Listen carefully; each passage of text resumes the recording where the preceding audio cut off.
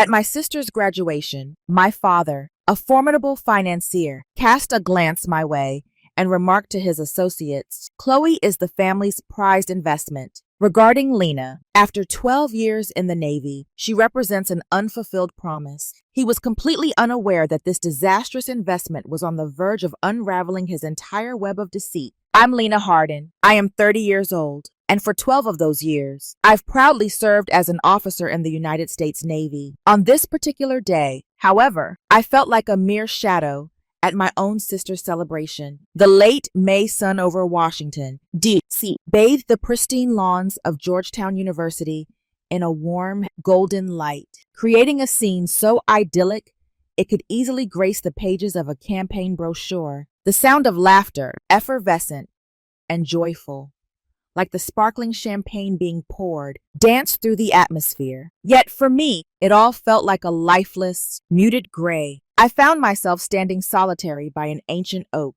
gripping a glass of Perrier as if it were my only connection to the world. My understated black trousers and silk blouse felt utterly out of place among the ocean of opulent Tom Ford suits and elegant Chanel dresses. My mother, Eleanor, moved gracefully by, her gaze lingering on me with a sense of disappointment that was all too familiar and subtly veiled. She pressed on, her voice piercing the air like a jagged edge, slicing through the clamor around her. "For heaven's sake, Lena," she murmured, her carefully crafted smile remaining intact. "I have sent you a check. You couldn't have just picked up a straightforward J. Crew dress. Your presence evokes the sensation of concealing a deeply buried family truth." I chose not to respond. I felt the chill of the glass against my palm, the moisture clinging to my fingers as I held it firmly. The knuckles on my right hand became pale as I gripped tightly. I had grown accustomed to it being the flaw in the otherwise flawless image of the Hardin family. I concentrated on my breath, inhaling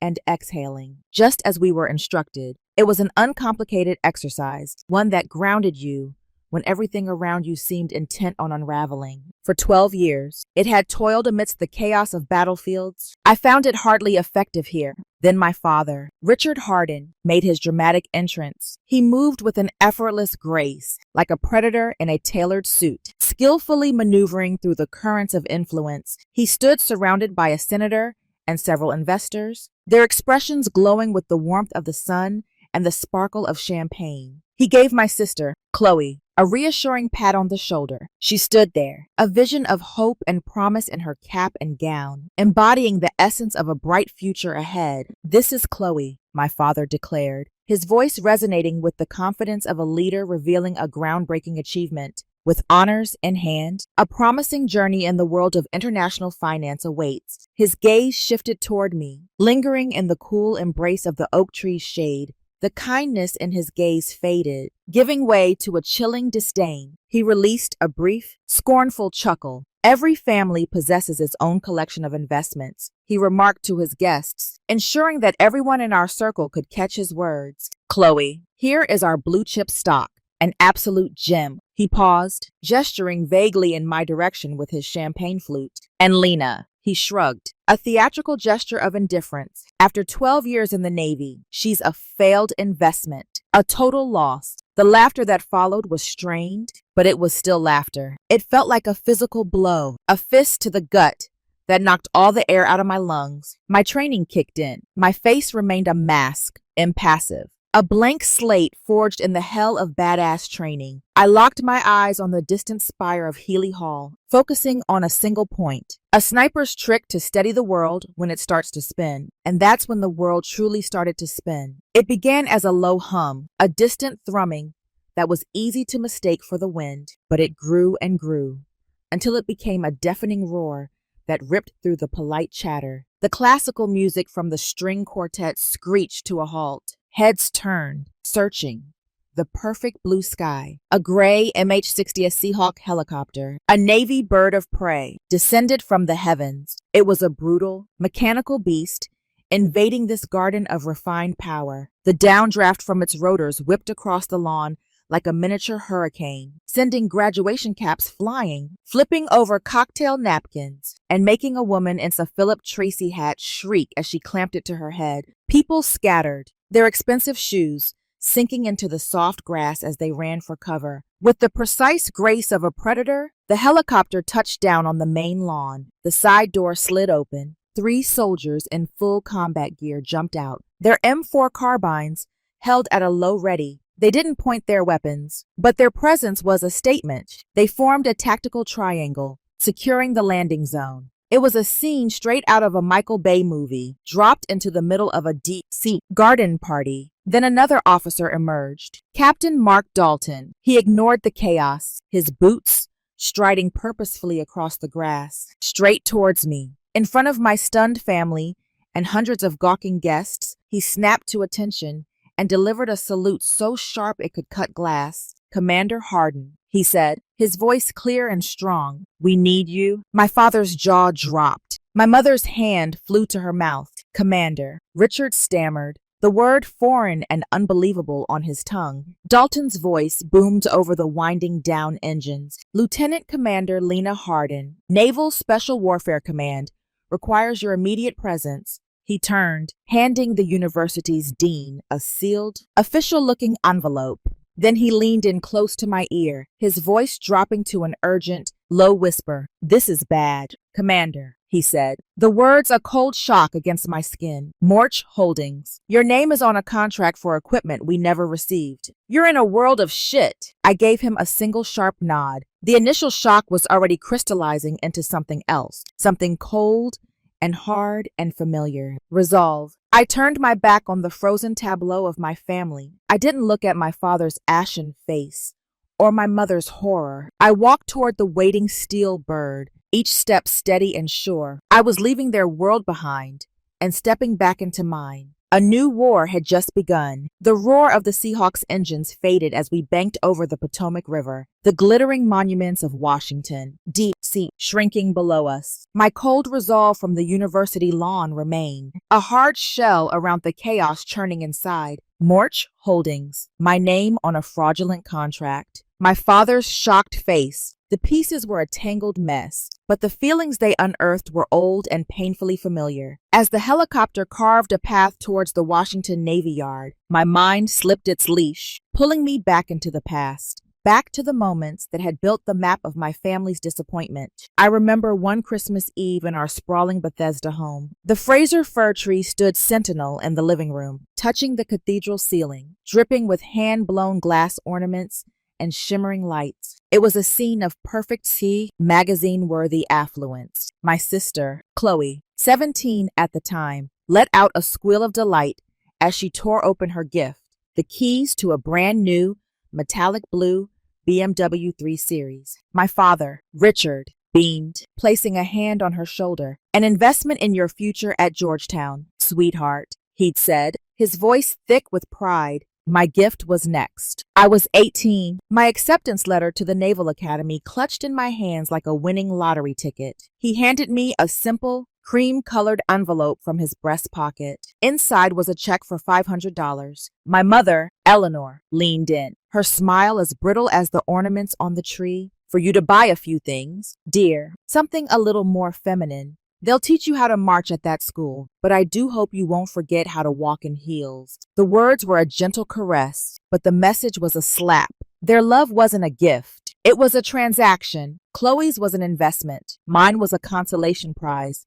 for having strayed so far from their expectations. The check felt flimsy and insulting in my hand, a stark contrast to the solid, promising weight of the car keys in Chloe's. The memories kept coming, each one a perfectly preserved specimen of their disapproval. I remember the day I told them my plan after graduating from the academy. Not law school, not an MBA. I was applying for SEAL training. We were in my father's study, a room paneled in dark mahogany and lined with leather-bound books he'd never read. He didn't yell. Yelling would have been too emotional, too messy. Instead, he leaned back in his high-backed leather chair, steepling his fingers, and looked at me with the cold, appraising stare he usually reserved for underperforming stocks. "Lena," he said, his voice dangerously calm, "I had hoped the Academy would cure you of these rebellious notions. A daughter of Richard Hardin does not need to prove her worth by rolling around in the mud with men who have no other options in life."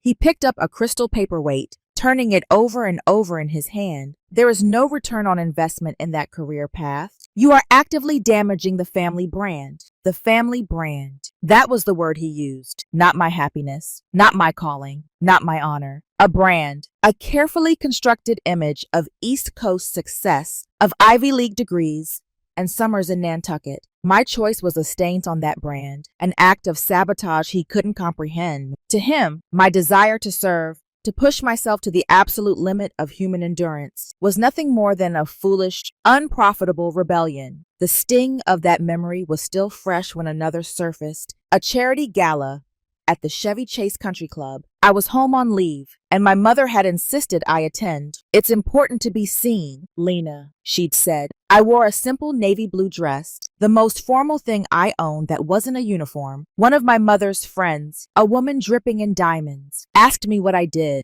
Before I could form an answer, my mother had swept in, her laugh a tinkling bell. Oh, she works for the government, Eleanor said, waving a dismissive hand. Some boring national security project. You know how it is. Boring national security projects. That was her term for missions in the Horn of Africa, for nights spent hunting pirates in the Arabian Sea, for moments where my life and the lives of my men had hung by a thread. She wasn't protecting my operational security. She was protecting her own social standing. She was ashamed. Ashamed that her daughter was a warrior, not a debutante. In her world, power was wielded in boardrooms and at dinner parties, with soft words and sharp deals, not with a rifle. The helicopter landed with a gentle bump at the Navy Yard. The wave of memories receded, leaving behind the cold, hard sediment of the present. I stepped out into the humid, deep sea air, the smell of the Anacostia River filling my lungs. Dalton was waiting for me.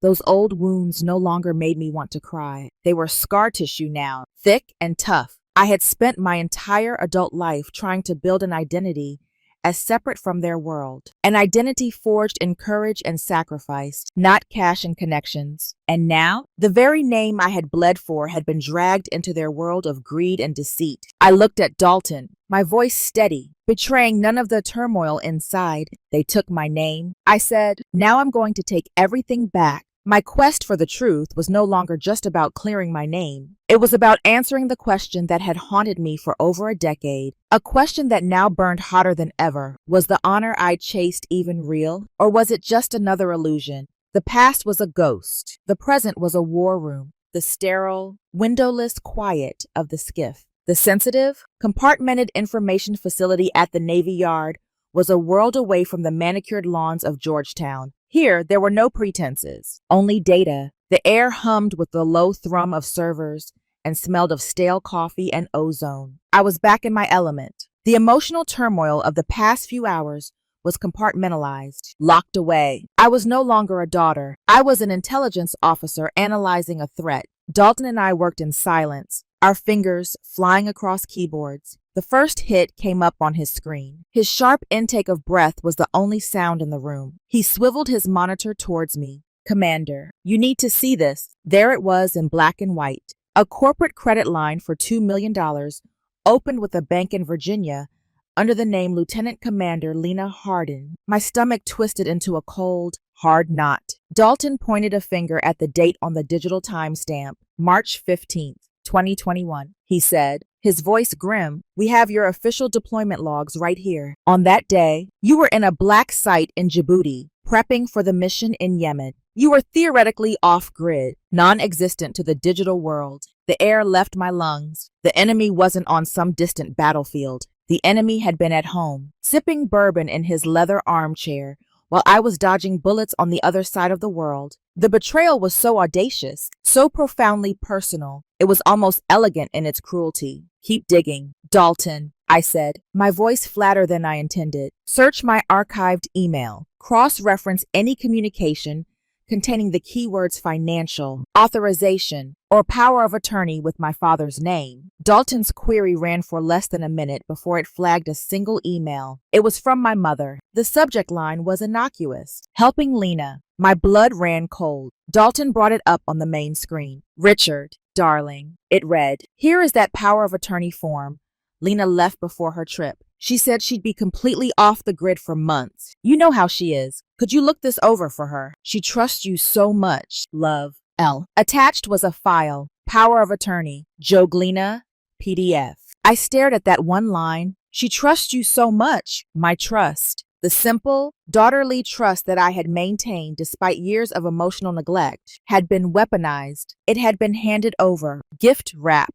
by my own mother. Whether through sheer naivety or willful ignorance, she had loaded the gun and given it to the man who was now pointing it at my head. The IP address, I said, the words feeling like gravel in my mouth. The one that uploaded the file for the credit application. Trace it. Dalton's fingers tapped out the command. A map of the D.C. metro area filled the screen, a red pin blinking ominously. It pulsed over a neighborhood in Bethesda, Maryland, Bradley Manor. I didn't need to see the street name. I knew that place. It was the house where a grand piano, I was never allowed to learn, sat collecting dust because I lacked the aptitude. It was the house with the library, where my father lectured me on my life's failings. It was my parents' house. The last remnants of shock evaporated, replaced by an ice-cold rage that spread through my veins. This wasn't a misunderstanding. This wasn't a mistake. This was a calculated, meticulously planned operation. Bring up the PDF.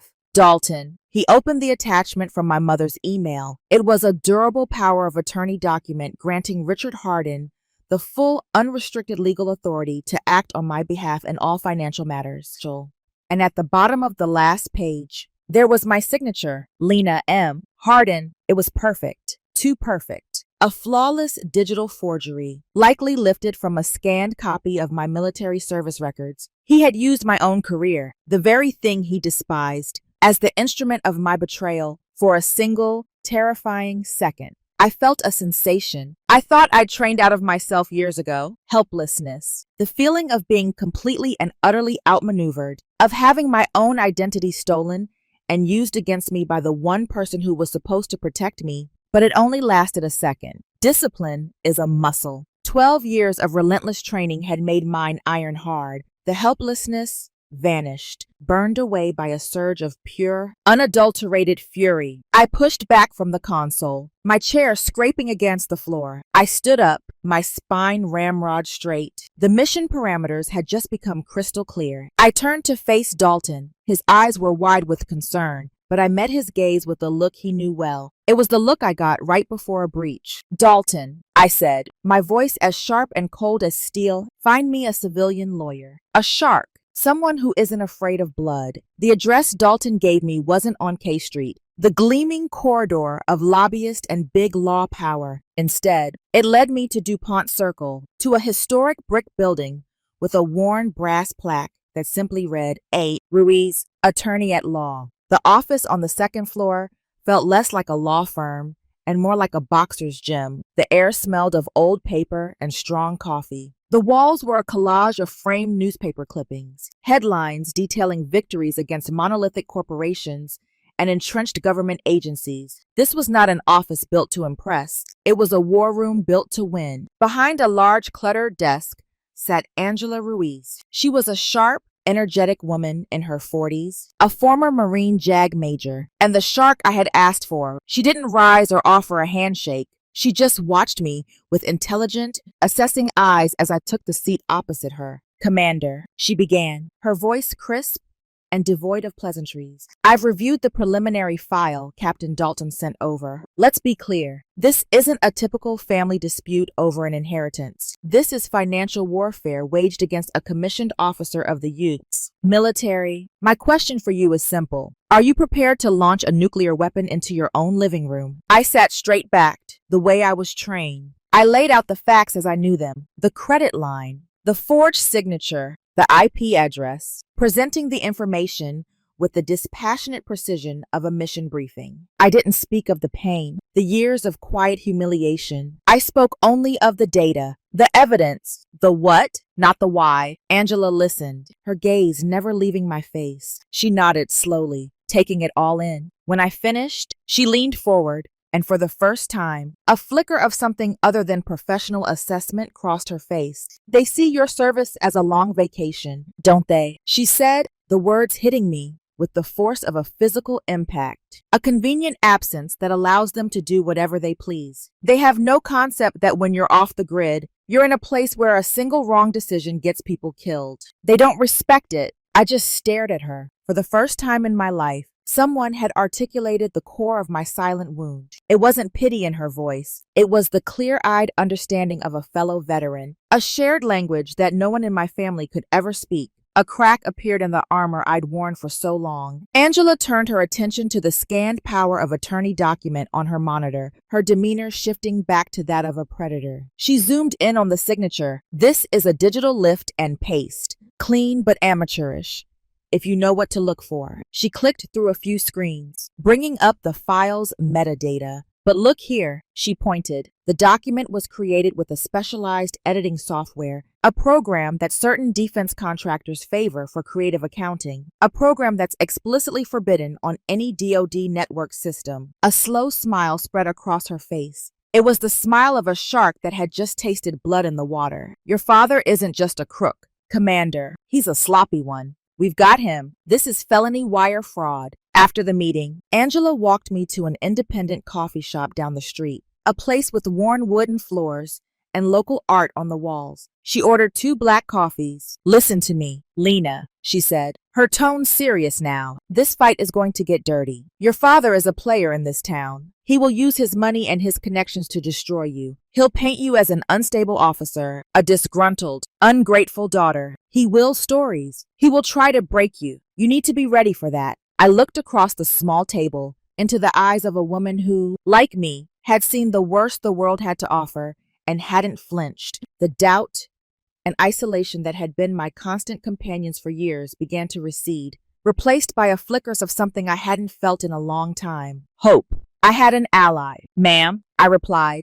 my voice calm and even. I survived Hell Week in Coronado. Compared to that, a courtroom is a playground. Angela's sharp features softened into a genuine nod of respect. Good, she said, taking a sip of her coffee. In that case, let's go to war. The brief flicker of hope I'd found in Angela's office was a fragile thing, a single candle in a hurricane. I knew the countermove was coming. In my world, when you identify a threat, you anticipate its course of action, its most likely avenue of attack. I had prepared myself for a legal onslaught, for corporate maneuvering. I just didn't expect the attack to come cloaked in the guise of maternal love. I was in my temporary apartment in Alexandria, a sterile corporate rental that smelled of new carpet and paint, going over a stack of documents with Angela on speakerphone. My phone buzzed on the granite countertop, the screen lighting up with a name I knew by heart, Mom. I held up a finger to the speakerphone, signaling for Angela to hold, then took a slow, deliberate breath, a tactical pause before engagement.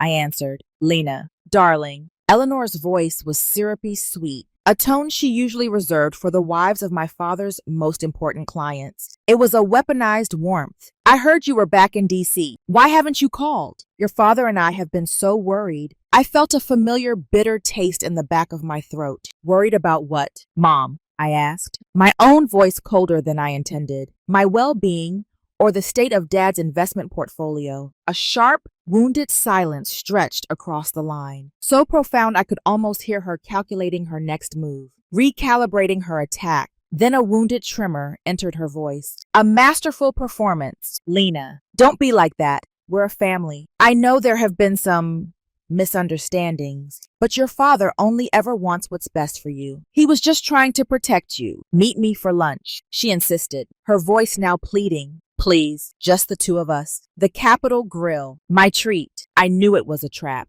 The Capitol Grill on Pennsylvania Avenue was my father's unofficial office, a den of dark wood, porterhouse steaks, and backroom deals. It was enemy territory. My tactical mind screamed at me to refuse, to keep the engagement on my own terms. But a small, foolish part of me, a part I thought I'd killed off years ago, during the frozen nights of Hell Week, still wanted to believe. It was the ghost of the little girl who just wanted her mother. I agreed. The restaurant was exactly as I remembered, a low hum of powerful men talking about money, the clinking of heavy silverware on starched white linen, the rich smell of seared beef and expensive wine. Eleanor was already seated at a prime booth, a glass of buttery Chardonnay in hand. She didn't hug me. She offered an air kiss that landed somewhere near my ear. Her perfume, Chanel No. 5, enveloping me in a cloud of manufactured elegance. For the first 30 minutes, she didn't mention the fraud. She performed a flawless monologue about Chloe's brilliant job prospects, the upcoming DC charity season, and the damaging rumors that were starting to circulate around the Chevy Chase Club. It was a masterclass in avoidance, a strategic deployment of trivialities designed to soften the target. Then, as the waiter cleared our untouched salad plates, she leaned forward, her perfectly manicured hand covering mine on the tablecloth. Her touch was as cold as marble. "Darling," she said, her eyes welling up with perfectly timed tears. "Your father, he made a mistake, a terrible mistake. He's heartbroken, and he admits that. But if you bring this to light, you will destroy all of us. You'll destroy Chloe. Her career will be over before it begins. Do you really want your sister, your innocent sister, to pay the price for this?" I pulled my hand away, as if from a flame. The emotional blackmail was so blatant, so textbook. "Are you asking me to stay silent to protect a criminal?" Mom. The tears now streamed down her cheeks, perfectly contained, never threatening her immaculate makeup. "I am asking you to be a daughter." Her voice rose, laced with a righteous indignation that was utterly false. "Your father raised you. He educated you. He gave you everything. You owe him this. You chose your own life. You abandoned this family to go play soldier. The least you can do, for once, is think of us." And there it was. The pivot, the classic victim blame reversal. In her narrative, I wasn't the one whose identity was stolen and whose honor was tarnished. I was the ungrateful child, the one who had abandoned them. My father's felony was just a mistake, but my pursuit of justice was a malicious betrayal. The weight of responsibility, as always in the Hardin family, was being placed squarely on my shoulders. Did she really believe what she was saying? Or was this just another performance in a lifetime of them? Looking at her, I realized with a sudden, gut-wrenching clarity that it didn't matter. The effect was the same. I stood up. My movements were calm, deliberate. I took two $50 bills from my wallet and placed them on the table, more than enough to cover my Caesar salad and iced tea. I looked directly into my mother's tear-filled eyes, but for the first time, I felt no pain, no residual sting of her disapproval, only a profound, bottomless pity for this woman who valued appearances more than truth. "I've already paid my debt to this family, Mom," I said, my voice quiet, but carrying with an authority that made her flinch. "I paid it with my youth. I paid it with scars you'll never see. I nearly paid it with my life. On more than one occasion, my account is settled." I let that hang in the air for a moment, letting the finality of it sink in. I owe him only one thing now. I finished. A fair trial. I turned and walked away, not looking back. I left her there, a solitary, tragic figure in her expensive suit, her carefully constructed performance collapsing around her amidst the clatter of silverware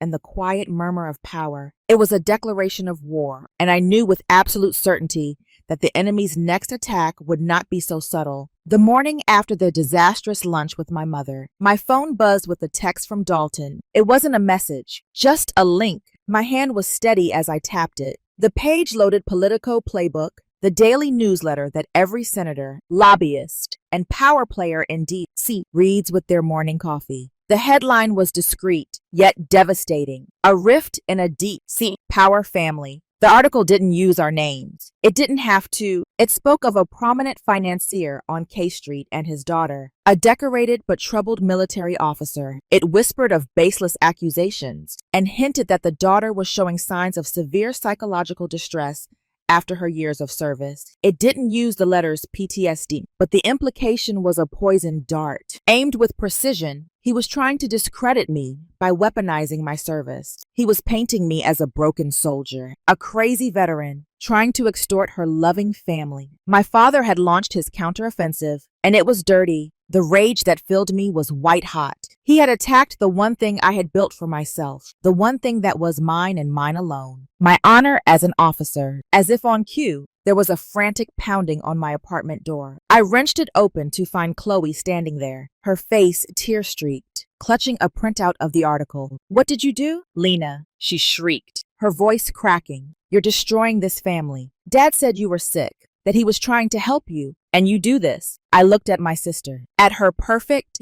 privileged world, a world built on a foundation of lies she never had to see, and something inside me finally broke. The years of disciplined silence, of swallowing insults, of turning the other cheek, it all shattered. "Help me." The words were a low growl, torn from a place of pure fury. "He's helping me by stealing my identity, by using my name to get into bed with corrupt defense contractors. Your Georgetown tuition, Chloe. Your new BMW. This entire life you think you've earned was paid for with my honor. It was all funded by a lie with my name on it." The color drained from her face. She stared at me, speechless, as if seeing me for the first time, not the quiet, awkward older sister, but a stranger filled with a terrifying rage. She took a step back, turned, and fled. I slammed the door shut, my breath coming in ragged gasps, my knuckles white against the wood. That night, the anger gave way to a crushing weight. I sat on the floor of my dark apartment, the city lights of Alexandria blinking indifferently outside my window. I had faced down terrorists, pirates, warlords. I had survived things that were supposed to break a person, but nothing had prepared me for the abject cruelty of my own family. For the first time, I felt truly, completely alone, cornered by an enemy I couldn't fight with a weapon or a plan. He was using his power, his influence, his lies. He was erasing me. My mind drifted to a book a mentor, a wise old Master Chief, had given me years ago. It was by Brené Brown. I fumbled for the light switch, found the book on the small nightstand, and flipped through the pages until I found the passage he had underlined for me. The words seemed to lift off the page. "It is not the critic who counts, not the man who points out how the strong man stumbles. The credit belongs to the man who is actually in the arena, whose face is marred by dust and sweat and blood." Something shifted inside me. A profound clarity cut through the despair. That's what he was doing. My father was the critic on the sidelines, pointing and whispering, trying to push me out of the arena because he was terrified of the woman who was actually in it. He was afraid of a fight on equal terms. Have you ever felt that, pushed into a corner by the very people who were supposed to have your back? Have you ever had your story stolen, your truth twisted, until you were made to look like the villain in your own life? They think the darkness will swallow you whole. They count on your silence. But they forget one thing. For some of us, the darkness is where we work best, and the silence is about to be broken by a truth louder than thunder. I stood up, the exhaustion replaced by a cold, energizing fury. I walked to the window and looked out at the sprawling lights of the deep-sea metro area. He would not win. He would not define me. I was going to step into that arena, not as a victim, but as a warrior. I picked up my phone and dialed. "Angela," I said when she answered, my voice terrifyingly calm. "Cancel any negotiations. We're taking this to trial. I want him to face me in public. I want the world to know exactly what Richard Harden did." I took a breath. I swear it. It wasn't a threat. It was a promise. The real war had just begun. My vow to Angela wasn't an emotional outburst. It was a mission directive. The moment I hung up the phone, the rage cooled into a familiar, focused calm. This was no longer a family drama. This was an operation. The objective: dismantle my father's empire of lies. The means: irrefutable proof. The first step was to establish an unbreachable timeline. I flew to Naval Amphibious Base Coronado in California. Stepping onto the base felt like coming home. The salty Pacific air, the rhythmic chants of trainees on the grinder. It was the world where I made sense, but I wasn't there for comfort. I was there for ammunition. Dalton met me outside the administrative building. Together, we walked into the records archive, a secure, climate-controlled vault that held the unfiltered history of my career. I presented my credentials to the chief petty officer on duty. "I need my complete deployment logs and all fit reps for the last 10 years, I said. The chief, a man with 20 years of service in his eyes, looked at me with professional curiosity, but complied without question. He had no idea the dry, bureaucratic documents he was pulling were about to become explosive charges in a different kind of war. Under the harsh fluorescent lights of a small conference room, Dalton and I laid out the files. It was a decade of my life, reduced to dates, coordinates, and performance evaluations. A world of black and white, of verified facts. We cross-referenced every fraudulent transaction Angela had uncovered. March 15, 2021. The $2 million credit line was signed in a bank in Richmond, Virginia. My FIT rep for that period stated, LCDR. Hardin led a high-risk reconnaissance mission at coordinates redacted Gulf of Aden, September 10, 2022. A brokerage account was opened in my name in Delaware. My deployment log confirmed. Engaged in joint training exercises with French GIGN forces, French Alps, one by one. Every lie my father had constructed was smashed against the granite wall of military fact. There was a cold, satisfying certainty to it. He had built his case on my absence, on the secrecy of my life. He never imagined that my secret life was the most meticulously documented one on the planet. While I was gathering my alibis, Angela was on the offensive in D.C. She called me late one night, her voice electric with discovery. I've got another one. Lena, a shell corporation, Meridian Impact LLC, registered in Delaware, the go-to state for corporate anonymity. What's the connection? I asked. It's been receiving small consulting payments from a subsidiary of Morch Holdings and the sole managing member, Richard Hardin. She wasn't finished. It gets worse. To open the corporate bank account, he needed a secondary form of ID. He submitted a scanned copy of a Georgia driver's license in your name. I had never even been to Georgia, except to change planes at the Atlanta airport. The IP address that uploaded the file, Angela continued, her voice grim, traced back to his office building on K Street. He didn't just steal your identity, Lena. He created an entirely new one for you, a ghost he could control. The final piece of the puzzle came from Dalton. He was reviewing old communication logs when he remembered something. Years ago, Commander, he said, looking up from his laptop, your life insurance policy. There was an issue with the beneficiary designation while you were deployed. I had to call your emergency contact, my father. Calls involving sensitive personnel data are automatically recorded for security purposes, Dalton said, a slow grin spreading across his face. We made the request through official channels to the NCIS. A few hours later, a secured audio file landed in my inbox. We listened in the quiet of the conference room. We heard the voice of a younger Dalton. I need to confirm some information with Lieutenant Commander Hardin's legal power of attorney. And then my father's voice, smooth, confident, and dripping with condescension. This is Richard Hardin. I'm her power of attorney. You can speak with me. Click. It was the sound of a bear trap snapping shut. A cold smile touched my lips. The evidence was compiled, cross-referenced and verified. The lies, the forgeries, the sheer breathtaking arrogance of it all. It was all there. A perfect chain of evidence. I looked at Dalton. He just nodded. He knew. We have enough ammo. Dalton, I said, closing my laptop. Time to load the magazines. The hearing room for the Federal Civilian Review Board was a place designed to intimidate. It was all dark mahogany, muted gray carpet, and heavy silence, presided over by a panel of 3 stone-faced adjudicators. The air was cold and still. My father, Richard Hardin, sat at the respondents' table, flanked by a team of lawyers, whose suits probably cost more than my car. He looked relaxed, confident, even bored. He was a shark in his natural habitat, a master of a world governed by loopholes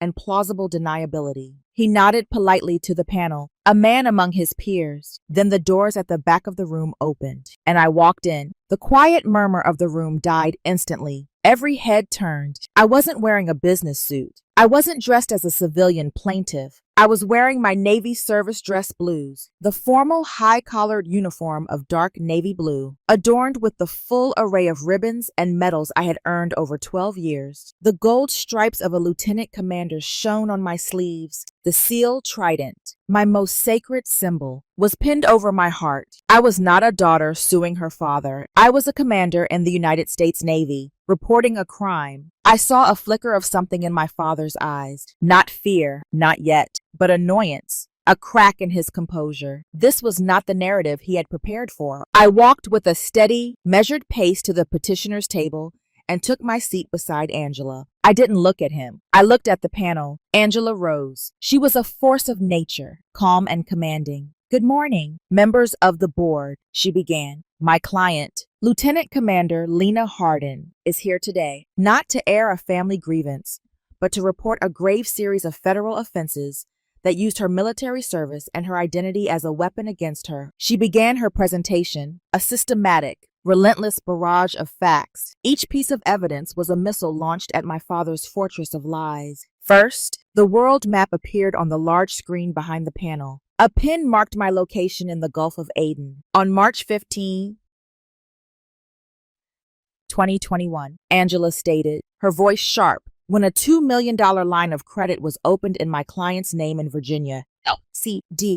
Hardin was here, leading a high-risk counter-piracy operation. Another pin appeared in the French Alps. When a brokerage account was opened in her name, she was here, conducting joint training, one by one. She laid out the documents, the forged power of attorney, the articles of incorporation for the shell company, Meridian Impact LLC, the fake Georgia driver's license, its metadata showing it was uploaded from an IP address, registered to my father's K Street office. The room grew colder, the silence heavier. I could feel my father's gaze on me, but I refused to meet it. My focus remained on the evidence, on the cold, hard truth being laid bare. Angela saved the core of the fraud for last. The respondent, Mr. Hardin, has claimed through his counsel that these actions, while perhaps unorthodox, were those of a concerned father trying to protect his daughter's assets while she served in dangerous places. She paused, letting the absurdity of the statement hang in the air. She turned to look directly at my father. The question before this board is a simple one.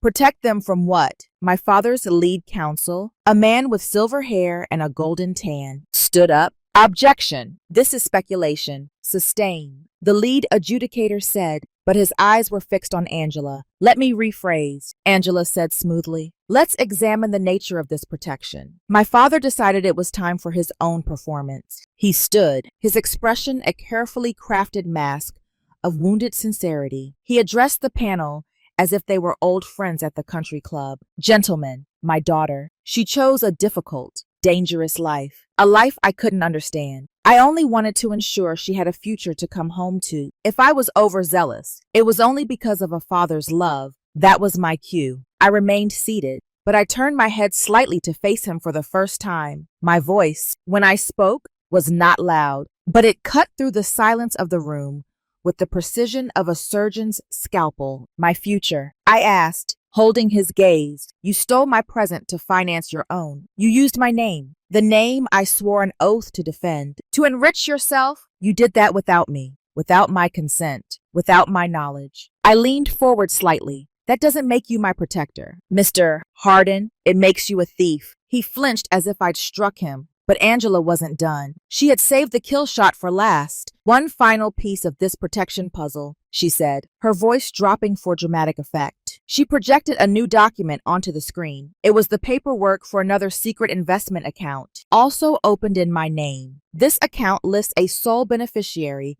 in the event that something were to happen to Elsie Dr. Hardin during one of her dangerous deployments. The camera zoomed in on the beneficiary line. The name was there, in crisp, clear type, Chloe Hardin. A collective gasp went through the small audience section. I glanced back. My mother's face was a mask of horror, and Chloe was staring at the screen, her face utterly white with shock. The blood had drained from it, leaving her looking like a porcelain doll. Her perfect world, her belief in her golden status, her unwavering faith in her father, it all shattered in that single, silent moment. She wasn't the prized asset. She was the exit strategy, the insurance policy, another pawn in his game. She turned her head slowly, her wide, disbelieving eyes fixing on our father. Her lips parted, and a single, heartbroken whisper escaped, a sound that seemed to echo in the dead silent room. You used me. It was the final blow, not from me, not from Angela,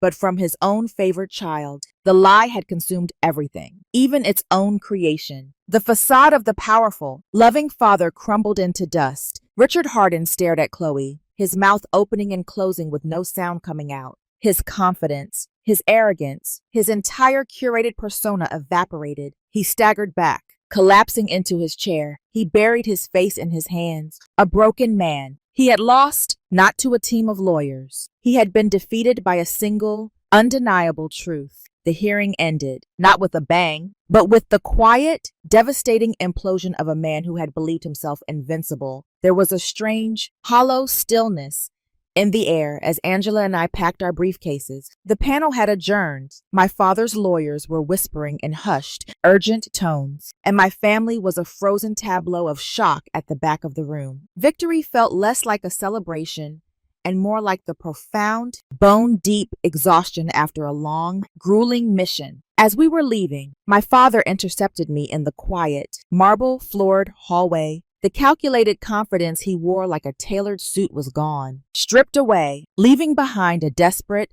hollowed-out man I barely recognized. His shoulders were slumped. His face, usually tan and healthy, was a pasty gray. "Lena," he rasped, his voice raw and unfamiliar. "We can fix this. Please. I'll give it all back. Every cent. We can fix this." I looked at him, truly looked at him, and felt a stunning lack of emotion. Not the hatred I might have expected, not the anger that had fueled me, not even the satisfaction of victory. Just a vast, cold emptiness, like a crater where a building used to be. "You can't give back 12 years, Dad," I said, my voice even and dispassionate. "You can't give back the trust you shattered. You can't restore the honor you tried to auction off to the highest bidder." My mother and Chloe stood at the far end of the hall, like statues in a forgotten museum, unable to move closer, unable to look away. I kept my eyes locked on him. "You taught me that everything is an investment, a cold calculation of profit and loss." I paused, letting the weight of his own philosophy settle between us. "And today, I'm cutting my losses." I walked past him. His hand twitched as if to reach out, but he didn't. My footsteps echoed in the silence. I didn't look back. A week later, the official fallout began, delivered with the cold, impersonal efficiency of the federal government. The Department of Justice issued a formal press release. The words were clinical, brutal, and public. "Richard Hardin has been indicted on charges of wire fraud, aggravated identity theft, and conspiracy to defraud the United States." The news spread like wildfire. His assets were frozen by federal marshals. His partners abandoned him. The phones at his firm stopped ringing. The Hardin empire, a monument to financial wizardry, crumbled overnight. I saw the headlines on Bloomberg and the Wall Street Journal. The very publications that had once lauded his genius, now they were dissecting his downfall with a detached journalistic glee. Reading the words, I didn't feel a surge of triumph. I just felt quiet. A heavy, profound sense of relief, as if a weight I hadn't even fully realized I was carrying for my entire life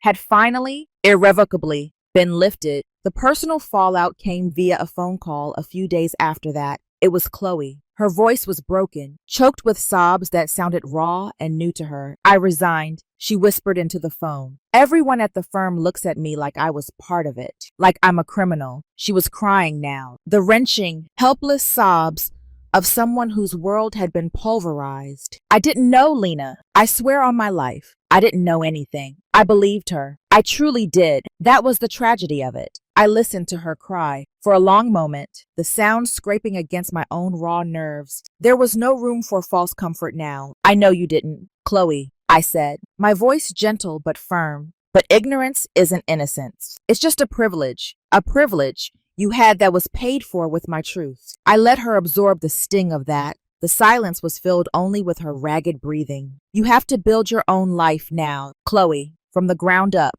with your own two hands. It's the only way." I ended the call. It felt cruel, like abandoning a soldier on the battlefield. But it was a necessary cruelty. It was the last, hardest lesson our family had to offer. You can't live your life on a foundation built by someone else's lies. That night, back in the sterile quiet of my Alexandria apartment, the reality of my victory finally settled in, and it had the bitter, metallic taste of ashes. I sat in the dark for hours, just watching the distant, indifferent lights of the city. I had won. I had exposed the truth. I had reclaimed my name. But in doing so, I had systematically dismantled my own family. The demolition was complete. There was nothing left but rubble. I thought of the chaplain on our team, a good man who had seen more than his share of broken things. He was fond of quoting the Bible, not to preach, but to find anchors in the storm. A line came to me then, from the Gospel of John, "And you will know the truth, and the truth will set you free."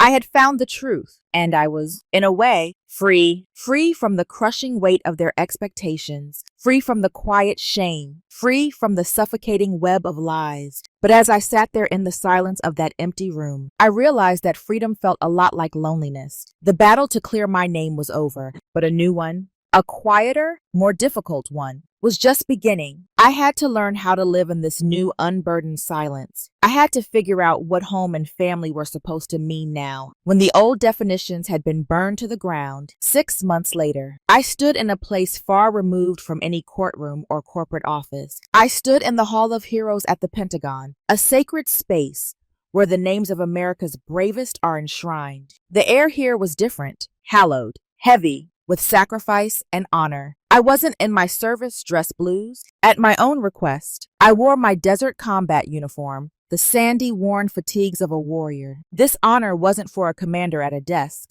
It was for a SEAL in the field. The Secretary of the Navy stood before me, reading a citation for an act of valor that had remained classified until now. He spoke of a mission in Yemen years ago, the very mission I was on when my father was busy forging my name on fraudulent contracts. The details were sparse, as they had to be, but they spoke of a firefight, a wounded teammate, a decision made under impossible pressure. As he finished, he took the silver star from its velvet box and pinned it to my chest. The weight of it was small, but its significance was immense. Camera flashes popped like distant gunfire. I looked out into the crowd of starched uniforms and serious faces, and I found them, Dalton, Angela, a few of the guys from my team. They weren't clapping loudly. They were just standing there, smiling. I was invited to the podium. I had no prepared remarks. I gazed across the crowd, taking in the generals, the admirals, the government officials, and the families, and I shared my thoughts sincerely. I learned, and I started, my voice unwavering and strong. A special operator embodies the essence of a quiet professional. The highest accolade lies in fulfilling the mission